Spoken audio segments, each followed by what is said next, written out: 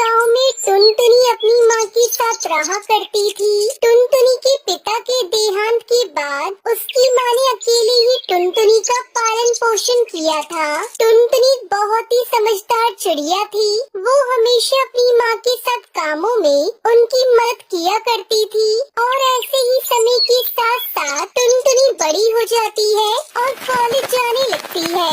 लेकिन कॉलेज में उसे गांव के एक बहुत बड़े सेठ कड़कनाथ सेठ के बेटे कालू से प्यार हो जाता है, क्योंकि कालू एक बहुत ही अच्छे स्वभाव का पक्षी था। लेकिन कालू के माता पिता पैसा होने की वजह से बहुत ही घमंडी थे। वो सिर्फ अपने जैसे पक्षियों से ही बातचीत किया करते थे।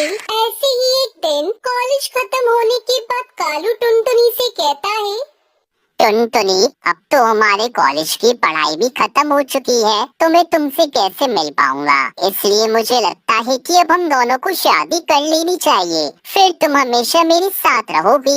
ये तुम कैसी बातें कर रही हो कालू? कॉलेज तक तो ठीक था, लेकिन शादी? तुम्हें तो पता ही ना हम कितने गरीब हैं और मेरी माँ ने कितनी कठिनाइयों से मुझे यहाँ तक पढ़ाया है। लेकिन तुम इस गांव के सेठ के बेटे हो, हम लोगों को कोई मेल नहीं। तो क्या हुआ टुनटुनी, मैंने तुमसे प्यार तुम्हारे अच्छे स्वभाव और सच्चे मन को देख के किया था। इसलिए मैं आज ही अपने पिताजी से इस बारे में बात करूंगा और वो तुम्हारे घर जाकर तुम्हारी माँ से हम दोनों की शादी की बात करेंगे। लेकिन कालू, मेरी माँ ने मेरी शादी के लिए बहुत कम पैसे इकट्ठे किए हैं और तुम्हारे माता पिता तो तुम्हारी शादी बड़े ही धूमधाम से करना चाहते होंगे। तो ऐसे में मेरी माँ इतने सारे पैसे कहाँ से लेकर आएंगी? टुनटुनी, तुम उसकी चिंता मत करो, मैं अपने माता पिता से इस बारे में जरूर बात करूंगा। बस तुम शादी के लिए तैयार रहना। इतना बोलकर कालू अपने घर आकर अपने माता पिता से कहता है, माँ पिताजी, मुझे आपसे कुछ बात करनी है। पिताजी, मेरी एक दोस्त है टुनटुनी, मैं उससे बहुत प्यार करता हूँ और उसी से शादी करना चाहता हूँ। ये तुम क्या बकवास कर रहे हो? अरे उस चिड़िया की माँ तो पक्षियों के घरों में साफ सफाई का काम करती है और तुम ऐसे परिवार में रिश्ता जोड़ने की बात कर रहे हो? अरे वो लोग हमारे बराबर में खड़े होने लायक नहीं है। पिताजी, पक्षी की पहचान उसके काम से नहीं बल्कि अच्छे स्वभाव की वजह से होती है और टुनटुनी उसकी माँ इस मामले में हमसे कई गुना ऊपर है। इसलिए मैंने फैसला कर लिया है कि मैं शादी करूँगा तो टुनटुनी से ही करूँगा। उसी समय कालू की माँ सुंदरी कहती है, अरे कालू बेटा, ये तुम कैसी बातें कर रहे हो अपने पिताजी से? अरे उन्होंने जो भी कहा है वो गलत तो नहीं है। अरे हमारी समाज में कितनी इज्जत है, अगर ऐसे में हम उन लोगों से रिश्ता जोड़ते हैं तो क्या वो तुम्हारी शादी में तुम्हारी और तुम्हारी दुल्हन की एंट्री ग्रैंड करवा पाएंगे? और हमारे मेहमानों की खातिरदारी वो कैसे करेंगे? बिल्कुल सही कहा सुंदरी ने। अगर वो लोग हमारी इन शर्तों को मानने के लिए तैयार हो जाएंगे तो हमें शादी से कोई एतराज नहीं है, क्योंकि तुम मेरे इकलौते बेटे हो, इसलिए तुम्हारी खुशी में ही मेरी खुशी है।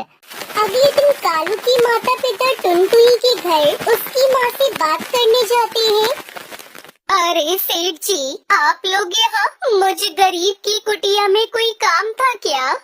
तुमने बिल्कुल सही कहा टुनी, हम यहाँ तुम्हारी बेटी का हाथ मांगने आए हैं, क्योंकि हमारा बेटा कालू तुम्हारी बेटी को बहुत पसंद करता है और हम अपनी बेटी की कोई भी बात टाल नहीं सकते हैं। इसलिए हम यहाँ पर उन दोनों की शादी की बात करने आए हैं। सेठ की बात सुनते ही टुनटुनी की माँ खुश होती है, लेकिन उसी समय सुंदरी कौवी बोलती है, लेकिन टूनी, हमारी एक शर्त है। तुम्हें तो पता ही होगा कि हम लोग कितने बड़े लोग हैं, तो हमारे यहाँ शादियाँ भी ग्रैंड तरीके से होती है। इसलिए हम लोग चाहते हैं कि तुम दूल्हा और दुल्हन की उड़ते हुए ग्रैंड एंट्री करवाओ। ये सुनकर टूनी परेशान हो जाती है, लेकिन वो कहती है, आप लोग बिल्कुल भी चिंता मत कीजिए, शादी में किसी तरह की कोई कमी नहीं होगी। आप लोग जैसा चाहते हैं मैं बिल्कुल वैसा ही इंतजाम करवाऊंगी। इतना सुनकर कालू के माता पिता वहाँ से चले जाते हैं।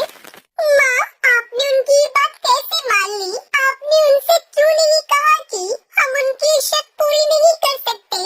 अब हम लोग कहाँ से इतना इंतजाम कर पाएंगे?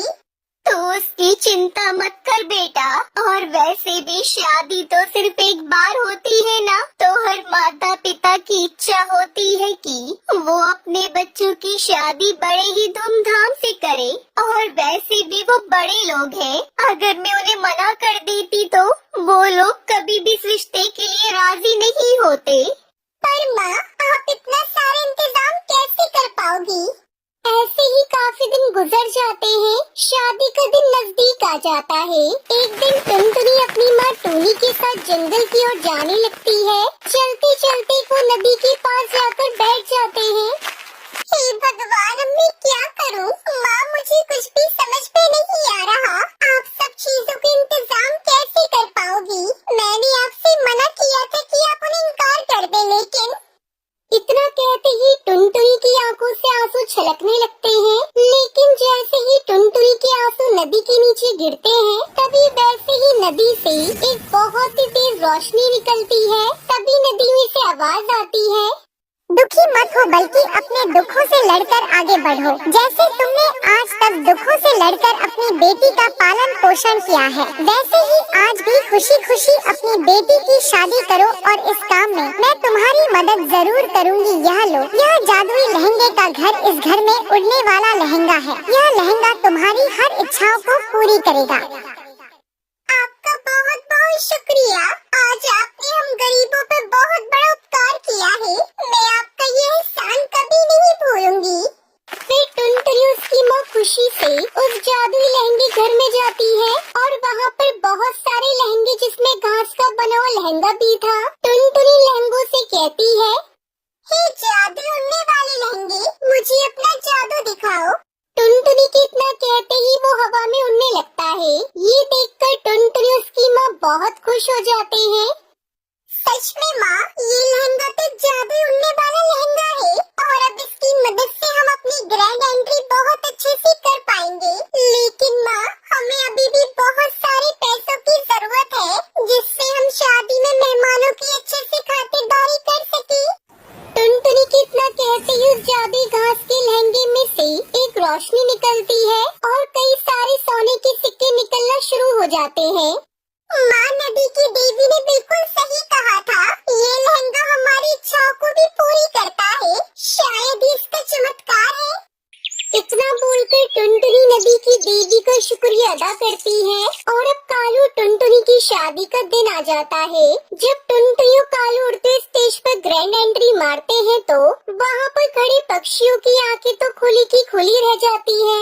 इस तरह जादू उड़ने वाले लहंगे की मदद से टुनटुनी और कालू की शादी बड़े ही ग्रैंड तरीके से होती है।